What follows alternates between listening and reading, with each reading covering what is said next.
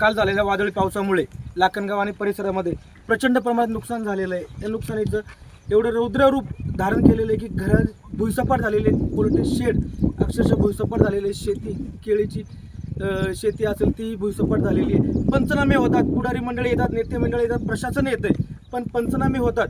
आजपर्यंत 2 ते 3 वेळा पंचनामेही झालेले आहेत, परंतु अद्याप शेतकऱ्याला काहीही भेटलेलं नाही.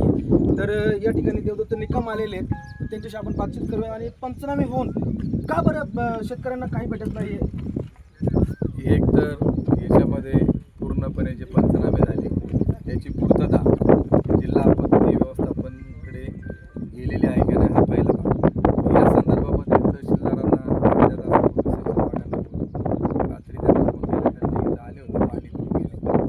त्यांचं म्हणणं आहे का मागच्या 1.5 महिन्यापूर्वी जे काही गारपीट अवकाळी झाला पाऊस, त्याच्यामध्ये जे काही नुकसान झाले त्याचे पंचनामे करून जिल्हा आपत्ती व्यवस्थापनाकडे पाठवले. तिथं पुनवटे म्हणून उपजिल्हाधिकारी आहेत, ते कामकाज पाहत आहेत. आणि मग मी तात्काळ अतिरिक्त जिल्हाधिकारी सतीश राऊत यांच्याशी बोलतो की तुमच्या ऑफिसला हे पंचनामे जर जमा असतील तर ती मदत तात्काळ लोकांना मिळाली पाहिजे. ते म्हटले मी त्यांच्याशी बोलतो आणि कार्यवाही आपण करू. याच्याबाबत निश्चित आपल्याला ठोस भूमिका घ्यावी लागेल. GR नुसार गाई म्हैस जनावरांचा त्याला 35-40 हजाराचा निकष आहे. शेळ्या मेंढ्या करता 4,000 रुपयाचा आहे. घर कोसळण्यासाठी त्याला 1,20,000 रुपये आहेत. ह्या ज्या रकमा आहेत त्या मिळणं गरजेचं आहे, कारण तो शासन निर्णय आहे आणि ते मिळालंच पाहिजे. याच्याबाबत सोमवारी वगैरे मंगळवारी त्या मागच्या झालेल्या नुकसानी जनावरांच्या मेजरने आणि पिकांचा तो शासन स्तरावरून निधी ज्यावेळी उपलब्ध होईल त्यावेळी. परंतु फार तर 2 महिन्यापेक्षा अधिक काळ पिकांच्या पंचनाम्याचे झाले त्याला मदती करता गेला नाही पाहिजे. जी जीवितहानी झाली त्याला तात्काळच्या तात्काळ मदत देण्याचं धोरण. 2-4 महिन्यापूर्वी वाळूंज नगर असेल, तिथं 40 ते 50 मेंढ्यांचं मृत्यू झालेलं. देवगावमध्ये अक्षरशः घरी भुईसपाट झाली होती, त्यांचे पंचनामे झाले, परंतु त्यांनाही अजून काही भेटलेलं नाही.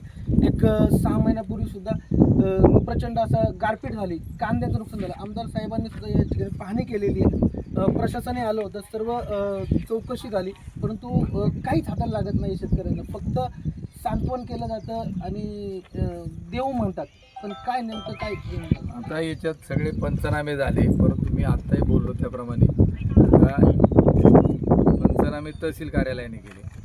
आता त्यांनी म्हणजे त्यांच्या मार्गदर्शनाखाली ग्रामसेवक आणि कृषी सहाय्यक होते आणि तलाठी होते. तर हे पंचनामे झालेलं नुकसानचा अहवाल हा जिल्हाधिकाऱ्यांकडे जर गेलेला असेल याच्याबाबत जिल्हाधिकाऱ्यांना भेटून तातडीनं या रकमा आम्ही सांगू. काल तहसीलदार साहेब सचिन वाघ आले होते, त्यांनाही हा प्रश्न विचारला होता. त्यांनी सांगितलं की आम्ही आमच्या मार्फत जिल्हाधिकारी कार्यालयात सर्व कागदपत्रांची पूर्तता केलेली आहे, परंतु त्यांच्या निकषानुसार ते द्यायला देतील. अतिरिक्त जिल्हाधिकारी सतीश राऊत यांच्याशी आहे की त्याच्यात म्हटलं मी सखोल माहिती घेतो आणि मी सांगितल्याप्रमाणे सोमवार मंगळवारपर्यंत वाट पाहू, नाही तर प्रत्यक्षात जाऊन याच्याबाबतची तातडीनं त्यांना रकमा द्यायला सांगितलं जाईल. हीच आशा करतो की या ठिकाणी सर्व शेतकऱ्यांना असेल किंवा जे काही नुकसानग्रस्त शेतकरी असेल त्यांना लवकरात लवकर मदत मिळावी. धन्यवाद.